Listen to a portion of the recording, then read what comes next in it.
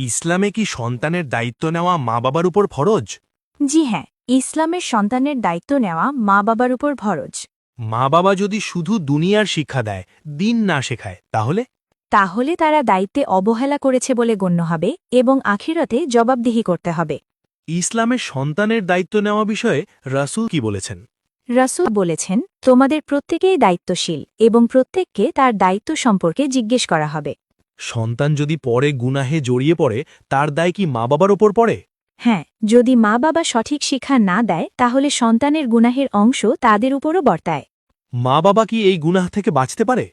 জি, পারে। আন্তরিক তাওবা করে দায়িত্ব পালন শুরু করলে আল্লাহ ক্ষমা করেন। সন্তান লালন-পালনে সবচেয়ে গুরুত্বপূর্ণ দায়িত্ব কি?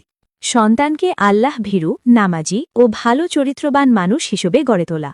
রাসূল বলেছেন, তোমাদের প্রত্যেকেই দায়িত্বশীল এবং প্রত্যেককে তার দায়িত্ব সম্পর্কে জিজ্ঞেস করা হবে। ভিডিওটি ভালো লাগলে সর্বোচ্চ শেয়ার করবেন।